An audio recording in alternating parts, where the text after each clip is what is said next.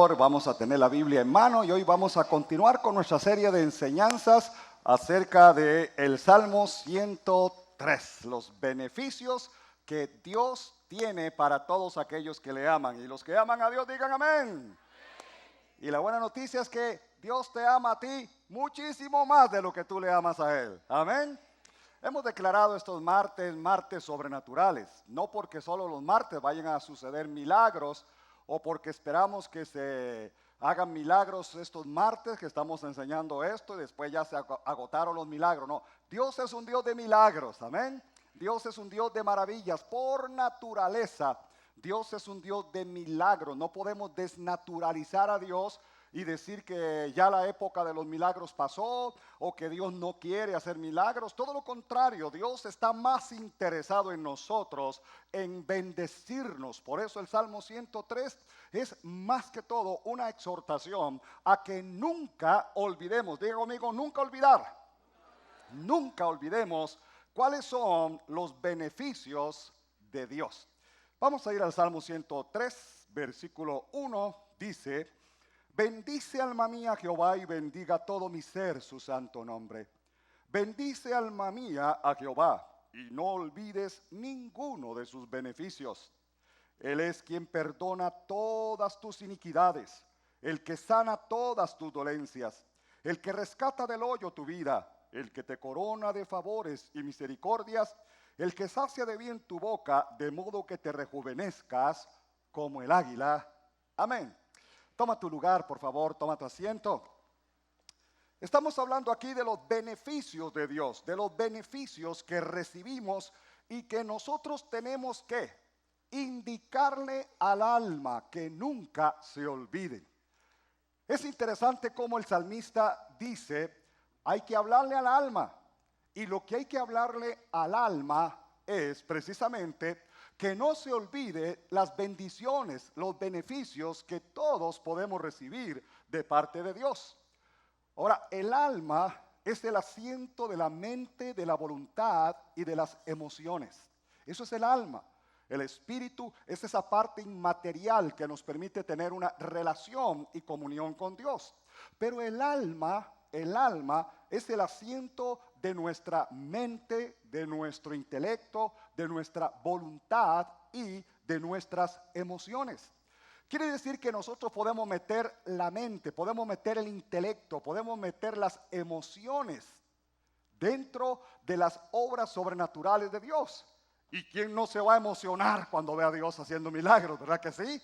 Yo creo que nosotros no podemos quedarnos con los brazos cruzados, no podemos quedarnos impávidos después de ver a Dios haciendo milagros, señales, maravillas, prodigios, moviéndose, bendiciendo, llenándonos, disfrutando con nosotros, porque la Biblia dice que Dios disfruta con nosotros, dice que Él se regocijará sobre nosotros con cánticos. En otras palabras, Dios se siente alegre de verte bendecido. ¿Cuántos quieren alegrar a Dios hoy? Dios se siente alegre de verte bendecido.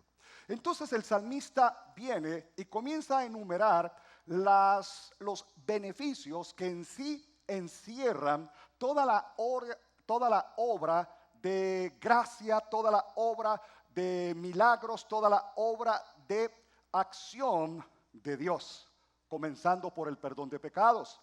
Alma mía, no olvides que Él es el que perdona todas tus iniquidades, el que sana todas tus dolencias. La semana pasada estábamos hablando acerca del poder sanador de Dios y no solamente del poder sanador de Dios, lo más importante, la disposición sanadora de Dios. Y aparte del poder y la disposición sanadora de Dios, estábamos hablando también de la salud divina, porque eso es parte del paquete, eso es parte del milagro, eso es parte de lo que tú y yo podemos reclamar o podemos tener como expectativa. Porque la sanidad viene cuando estamos enfermos, pero sí también hay salud divina. La enfermedad no tiene por qué llegar, la enfermedad tiene que andar lejos de nosotros. Y uno de los beneficios de la obra de Cristo en la cruz del Calvario no solamente sanarte cuando tú estás enfermo, sino que no te llegues a enfermar. Eso se llama salud divina. Esta milagrosa como la sanidad divina. Salud divina es uno de los beneficios que nosotros podemos obtener en Cristo Jesús. Y sigue diciendo, el que rescata del hoyo tu vida, el que te corona de favores y misericordias, el que sacia de bien tu boca, de modo que te rejuvenezcas como el águila. Entonces, este salmo encierra en sí todo el deseo de Dios de actuar en todas las áreas de necesidad humana. El alma, cuando perdona nuestros pecados, nuestro cuerpo y nuestra mente, cuando sana nuestras dolencias emocionales o físicas, cuando nos rescata del hoyo. Ahí está hablando de la muerte, de la depresión, de la decepción, de todas aquellas cosas que nos roban la paz, que nos roban el gozo, el disfrute de la vida. Habla también de un Dios de favor y misericordia. Dice, el que te corona de favores y misericordias. Y luego, como corolario, dice, el que sacia de bien tu boca, de modo que te rejuvenezcas como el águila. Quiere decir que al final de este estudio, todos vamos a quedar como chiquillos, rejuvenecidos. ¿Le crees a Dios? Denle un aplauso bien fuerte al Señor, por favor. Dice, Él es el que perdona todas tus iniquidades, el que sana todas tus dolencias, el que rescata, diga rescatar, el que rescata del hoyo tu vida. Este es otro de los beneficios que tenemos en Dios y que tenemos que enseñarle al alma a no olvidar. Alma, no olvides que Dios rescata del hoyo tu vida. ¿Por qué? Porque hay momentos, hay periodos en nuestra vida donde estamos todo bien. Te preguntan cómo estás y con gustísimo tú dices, pura vida, ¿verdad? A lo tico. Oh, riquísimo. Oh, pura vida. No, hombre, no me puede ir mejor. Pero esa misma persona que en un momento estuvo pura vida, en otro momento puede estar hecho leña. Otro tiquismo, ¿verdad? Hecho leña. ¿Cómo estás? No, hombre, hecho leña. Viera que me está pasando esto, me está pasando lo otro, ya no me quiero ni despertar en la mañana, ya no quiero ni ir a trabajar, ya no me quiero ni bañar, ya no tengo sueños, ya no tengo perspectiva del futuro, ya no tengo nada que me motive. Constantemente en nuestra vida cristiana podríamos estar cayendo en periodos de depresión o de opresión o de lucha o de prueba o de muerte. Porque cuando la Biblia habla de rescatar del hoyo, la palabra hoyo realmente significa sepulcro, sepulcro. Pero más que un sepulcro donde depositan el cadáver del muerto que falleció. Está hablando de un sepulcro no solamente físico, sino un sepulcro emocional. Hay gente que está muerta en vida, como dicen. Hay gente que no puede disfrutar la vida. Hay gente que por las depresiones, por las luchas, por las pruebas, por las circunstancias adversas, por las emociones que están manejando, por las relaciones que no están caminando bien, se mueren en vida, comen, se visten, trabajan, estudian, pero están como muertos, están como inertes. La gran bendición, el gran anuncio, la buena noticia que tenemos hoy es que de ese hoyo, llámese muerte física o muerte emocional o muerte económica o muerte familiar, cualquier tipo de muerte, el Señor te va a rescatar. Él te va a sacar porque Él es un Dios de gracia, de misericordia, de favor, de poder, al cual nosotros le adoramos siempre. Amén, iglesia. Oh, bendice el nombre del Señor, por favor. Aleluya.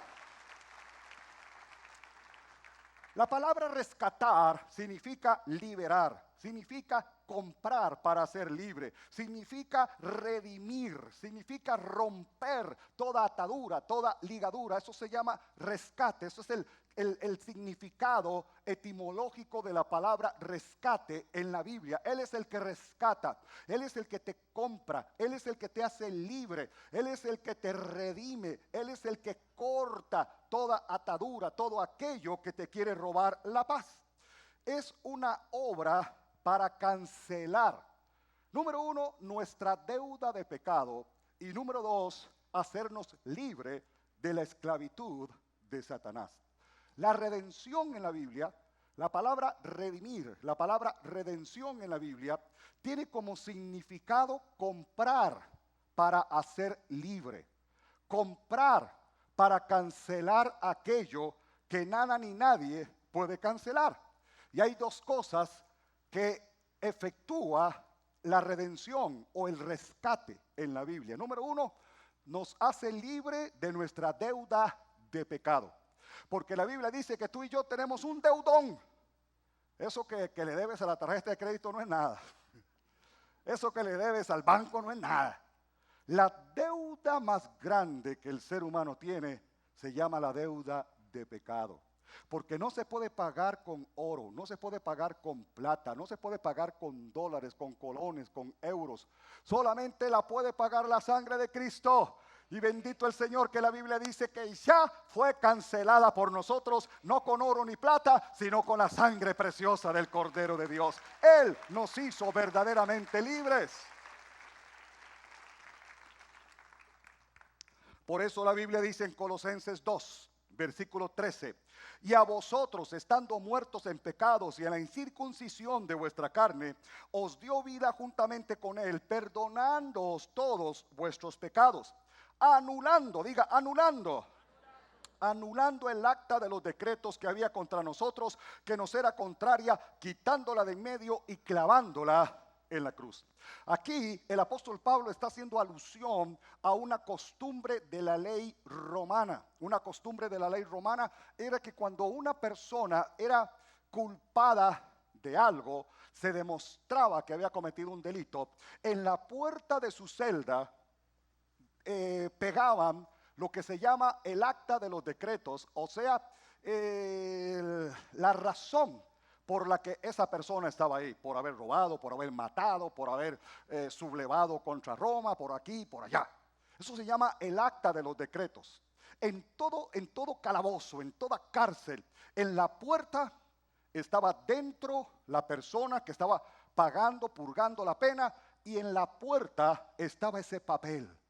En otras palabras, ese papel lo que estaba tratando de hacer era demostrar que la persona no estaba en el calabozo siendo inocente, que la persona estaba en el calabozo y estaba pagando una culpa porque había cometido un delito. Se llama el acta de los decretos en la ley romana. Pero nosotros, dice la Biblia, teníamos un acta de los decretos que, bueno, tiene que ser como una enciclopedia, ¿verdad?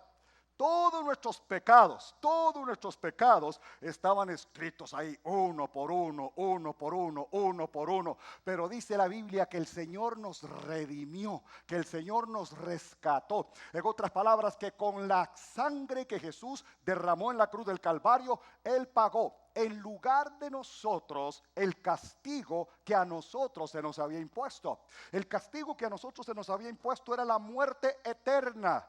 Pero Jesús murió por nosotros, a Dios gracias, no eternamente, porque Jesús no murió eternamente, pero Jesús murió y resucitó para cancelar la deuda de pecado que nosotros teníamos. Ahora nuestro currículum dice que estamos libres totalmente de pecado, libres como que si nunca hubiéramos pecado. Por eso podemos llegar delante del Padre con toda libertad, accesar a su presencia y recibir sus beneficios. Puedes adorar el nombre del Rey, mi amado. Aleluya. Ahí es donde la Biblia dice que ¿para qué le vamos a estar recordando a Dios cosas que ya Dios olvidó? Cuando tú le dices, Señor, es que yo fui tan malo. Señores, que yo aborté, señores, que yo robé, señores, que yo maté, señores, que yo adulteré. El Señor manda a llamar a un ángel y le dice, vaya al registro, sáqueme, ¿cómo se llama la hoja de delincuencia, verdad? Y no aparece nada. Pero nosotros insistiendo todos los días, soy tan malo, yo maté, yo me emborraché, yo adulteré, yo robé. Y Dios se rasca la cabeza desde el cielo. ¿Pero qué es esto? Porque aquí tiene que haber un fallo, un virus, algo pasó en nuestras computadoras, porque no aparece nada. Claro que no aparece nada. La sangre de Jesucristo lo borró, lo quitó, lo eliminó. Dice que arrancó esa acta y la clavó en la cruz. Amén. El Señor te rescató del hoyo de la condenación. Pero también el Señor te rescató del hoyo de la esclavitud de Satanás. ¿Qué es lo que tiene el significado más grande aquí en el Salmo 103? porque habla no solamente del pecado, sino de la esclavitud de Satanás. La esclavitud en los tiempos antiguos era lo más normal del mundo. La Biblia ni siquiera dice que era pecado tener esclavos. Era algo normal, era algo parte de la sociedad y de la cultura antigua. Lo más que la Biblia decía era que los amos trataran con decencia, que los amos trataran con cariño a los esclavos. Pero nunca dice la Biblia que era malo tener esclavos. Era parte de la cultura. Nosotros sabemos que la esclavitud pues no es correcto y a Dios gracias se ha ido aboliendo, ¿verdad? Casi de toda la faz de la tierra. Pero en los tiempos bíblicos era lo normal. Los tiempos bíblicos, la esclavitud era parte de la cultura, parte de la naturaleza del pueblo, de todo el mundo, de Roma, de Israel, de todo Palestina. Era parte de la costumbre y de la cultura. Pero también Dios había provisto una forma a lo Dios, una forma a la manera de Él, de poder liberar a un esclavo. Quiere decir que si un judío, un israelita, caía en una gran crisis, digámoslo, económica, y tenía que venderse como esclavo, o tenía que ofrecer un familiar como esclavo, tenía la oportunidad, la opción de un pariente redentor. El pariente redentor era una persona, número uno, que fuera familia, número dos, que fuera libre, no podía ser otro esclavo. Número tres, que tuviera los recursos, porque tenía que comprar a su familiar, tenía que pagar por la libertad. Y número cuatro, que tuviera la disposición, en otras palabras, que le diera la gana, que quisiera, ¿verdad? Si aparecía un pariente, si aparecía que ese pariente era libre, que no era esclavo, si aparecía que ese pariente tenía los medios económicos y si aparecía que ese pariente tenía la disposición, que quería hacerlo, podía redimir, rescatar al esclavo. Él pagaba por el precio del esclavo. De lo contrario, ese esclavo jamás podría ser libre. Cuando la Biblia dice que el Señor nos rescató, significa que Jesús se convirtió en nuestro pariente redentor. Número uno, Él se hizo hombre para ser familia nuestra. Por eso la Biblia dice que Jesús es nuestro hermano. Amén. Él se hizo hombre para poder familiarizarse con nosotros. Número dos, Jesús fue libre, porque Jesús nunca fue esclavo del pecado. Número tres, Jesús tuvo el recurso. ¿Cuál fue el recurso? No era oro, no era plata, era su sangre poderosa y preciosa. Y lo mejor de todo, Jesús tenía la disposición. Jesús tenía el deseo. Jesús tenía la buena disposición de decir, sí, yo voy a morir por toda la humanidad. Yo los voy a hacer verdaderamente libres. Hoy Jesucristo es nuestro pariente redentor y por Él tú y yo no somos esclavos del pecado. No somos esclavos del vicio, no somos esclavos del diablo, no somos esclavos de las circunstancias. Somos los hijos de Dios. Dale más fuerte ese aplauso al Rey, mi amado, por favor. Por eso la Biblia habla tanto de liberación, por eso la Biblia habla tanto de rescatar, por eso la Biblia habla tanto de que no nos dejemos someter bajo ningún yugo de esclavitud, ni de religiosidad, ni de tradición, ni de fariseísmo, ni de cosas extrañas. Por eso la Biblia habla tanto de que tú y yo disfrutemos la libertad con la que Cristo nos hizo libres. Si alguien puede gozar de la vida y de la vida en abundancia, es aquel que ha sido liberado por el poder de la sangre de Cristo. Amén, iglesia. Aleluya. Tú tienes que disfrutar la vida, tú tienes que disfrutar el poder de levantarse cada mañana y respirar. Tú tienes que disfrutar el hogar que Dios te ha dado, la casa que Dios te ha dado, la iglesia donde Dios te ha puesto, el ministerio que Dios te ha dado. Tienes que aprender a disfrutar todas las cosas porque para eso el Señor te hizo libre. Él no quiere que andemos en depresión, Él no quiere que andemos en opresión, Él no quiere que andemos en desánimo, Él no quiere que andemos metidos como en un hueco, que no hayamos salida para nada. No, Él nos quiere poner en alto más bien. La Biblia dice que el Señor pondrá tus pies y mis pies en alto. Desde ahí vamos a respirar el aire más puro que existe. Amén, iglesia. Y vamos a disfrutar la vida y vida en abundancia que el Señor nos dio. Deben una alabanza a nuestro Padre Celestial, por favor.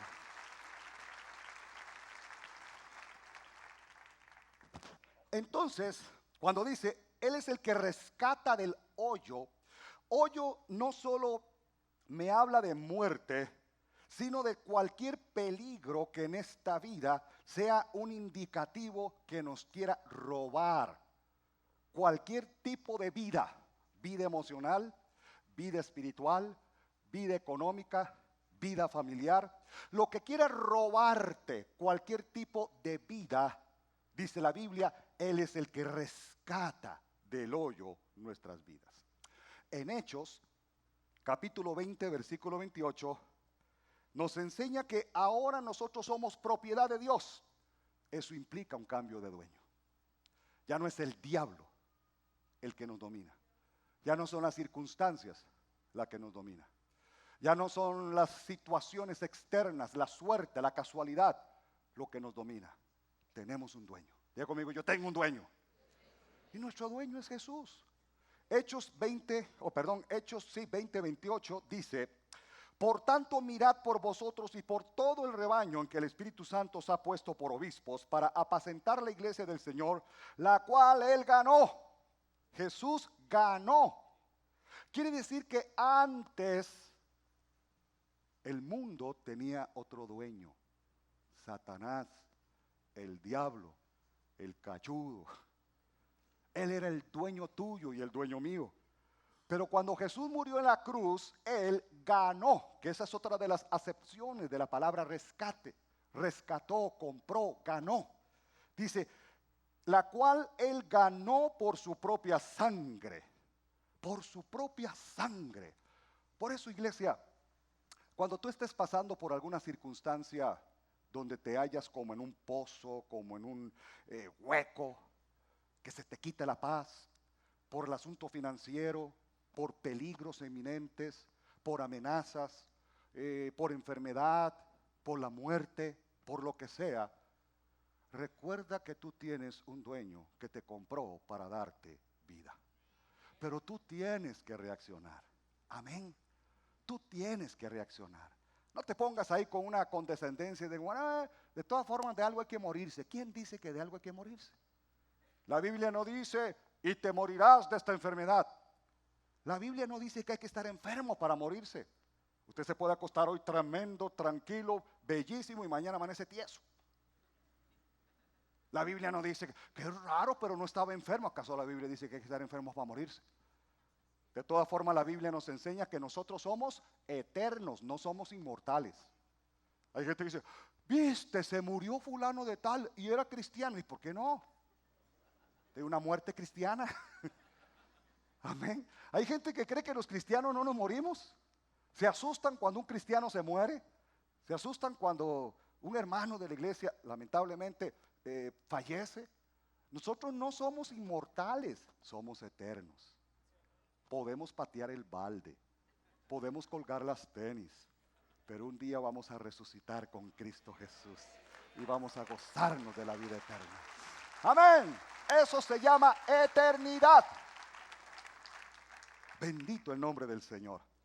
El Salmo 33, versículo 18 dice, he aquí el ojo de Jehová. No es que Dios tiene solo un ojo. Bueno, de hecho eso es un antropomorfismo, porque la Biblia dice que Dios es espíritu. Se supone que Dios no tiene ojos, ni cabeza, ni boca, ni mano. Pero la Biblia habla de la mano de Dios, de los ojos de Dios, del oído de Jehová, para que nosotros le entendamos. Entendamos a Dios. Dios toma una forma humana para revelarse al hombre. Se llama antropomorfismo. Así Dios se revela al hombre. Cuando dice el ojo de Jehová, Dios es espíritu. No tiene ni uno ni dos ojos. Es más, en otras partes la Biblia habla de 7 ojos de Dios, ¿verdad? O sea, el asunto de los ojos mejor dejémoslo para otro estudio. He aquí el ojo de Jehová sobre los que le temen, sobre los que esperan en su misericordia, para librar sus almas de la muerte y para darles vida en tiempo de hambre. Ese es el rescate que habla el Salmo 103. De la muerte, porque hay tres tipos de muerte. La muerte física, la muerte espiritual y la muerte eterna. Esos son los tres tipos de muerte que la Biblia dice que existe. La muerte física, pues todos lo conocemos, ¿verdad? Cuando alguien ya fallece, expira, deja su cuerpo. La muerte espiritual, todos nosotros experimentamos la muerte espiritual, porque el que no tiene al Hijo no tiene la vida eterna. Todos nosotros estábamos muertos espiritualmente. El Señor nos dio vida el día en que aceptamos a Jesús como nuestro Señor y Salvador personal. Y la muerte eterna que la experimenta la gente que murió sin Cristo. La gente que murió sin haber tenido el deseo, la decisión o lamentablemente quizá la oportunidad de haber aceptado a Jesús como su Señor y Salvador personal. Y la muerte eterna ya es irreversible, ¿verdad? La muerte eterna para siempre. La muerte física, la muerte espiritual y la muerte eterna. Pues dice la Biblia que el Señor nos rescata de la muerte, de esos tres tipos de muerte. Nos rescata de esos tres tipos de muerte. Pero también nos rescata de otras cosas. Tiempo de hambre. Para darles vida en tiempo de hambre. Que ahí puede tipificar también cualquier otra circunstancia que te robe el gozo de vivir. Puede ser el hambre. Eso le roba el gozo a cualquiera, ¿verdad? El hambre te puede robar el gozo de vivir. La falta de trabajo. La falta de cómo saber para cancelar una deuda que ya no sabes cómo salir de ese problema. Un vicio, una atadura, una depresión, un deseo de muerte, un deseo de suicidarse. Alguna cosa en la que tú te hayas encerrado, metido en lo profundo de un pozo, en lo profundo de un hueco. Pues dice la Biblia que el Señor no solo te rescata de la muerte, sino que te rescata de cualquier otra condición que te hace sentir muerto. Tal vez la falta de trabajo te hace sentir muerto. Tal vez la falta de salud te hace sentir muerto. Tal vez la falta de paz en tu matrimonio te hace sentir muerto. Tal vez ese problema por el que estás pasando o ese vicio que no has podido vencer te hace sentir muerto. Pues la promesa de Dios es que de ese sentimiento, de ese pozo, de ese hueco, de ese hoyo, el Señor te va a rescatar. El Señor te va a librar. El Señor te va a poner en lugares deleitosos, dice la palabra del Señor. Amén, iglesia. Él es el que rescata del hoyo tu vida. Mi pregunta es, ¿en cuál hoyo estás? ¿Qué tipo de hoyo te estás asfixiando? Pastor, las finanzas. Pastor, mi situación en el matrimonio. Pastor, mi deseo de morir. Yo no tengo ganas de vivir. Pastor, el hoyo en el que yo me siento es este problema legal que tengo que enfrentar. El hoyo en el que yo me siento es esa enfermedad que me diagnosticaron. El hoyo en que yo me siento es que no tengo deseos de hacer nada en la vida. No siento que tengo un destino. Siento que estoy aquí perdido en esta existencia. Cualquiera que sea el hoyo en el que tú te sientes hoy, de ahí la promesa de Dios es: Él te va a rescatar, Él te va a sacar y Él va a poner tus pies sobre la peña. Le damos un aplauso bien fuerte al Rey, amado. ¡Aleluya! El Salmo 40, versículo 2 dice, Salmo 40, versículo 2, me hizo sacar del pozo de la desesperación, del lodo cenagoso, puso mis pies sobre la peña y enderezó mis pasos. Vea todo el trabajo que hace Dios al rescatarnos es completo, no queda a medias.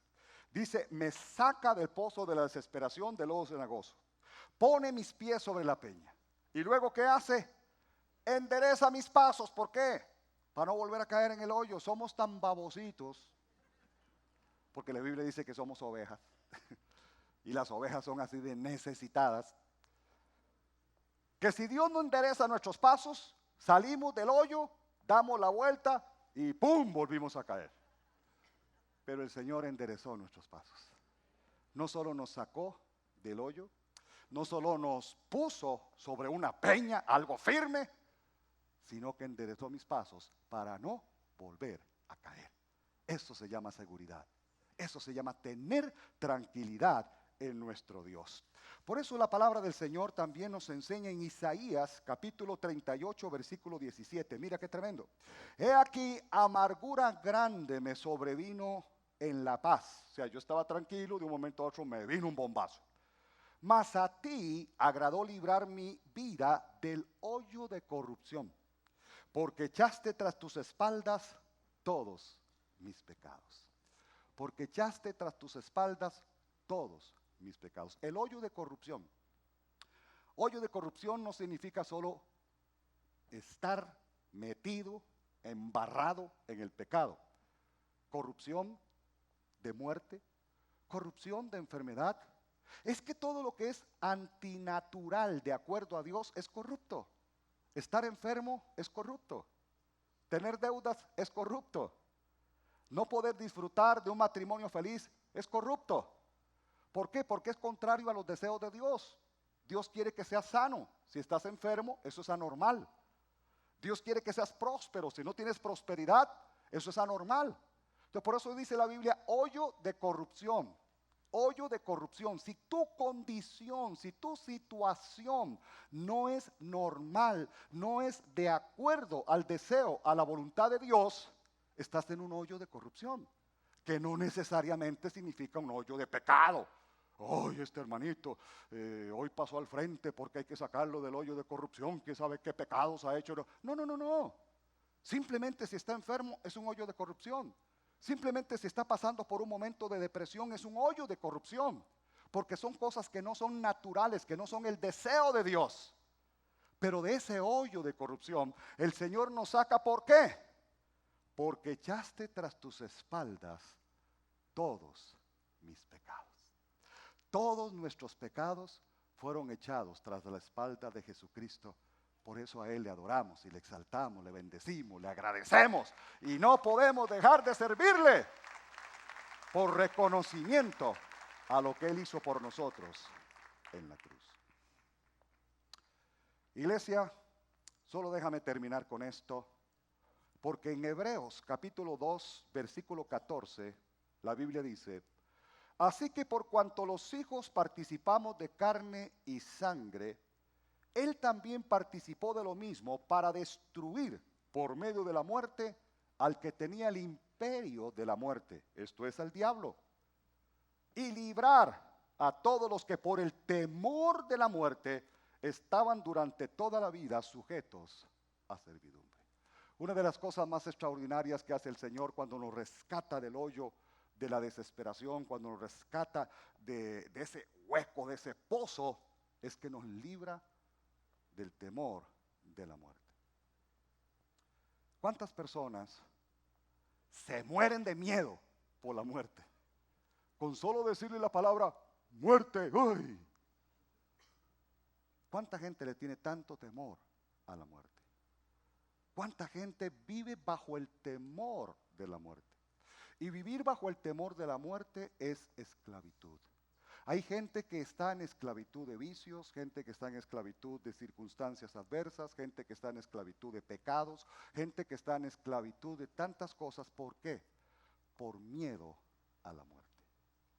Si tú te sacudes del temor a la muerte, vas a comenzar a disfrutar la vida como Dios quiere que la disfrutes.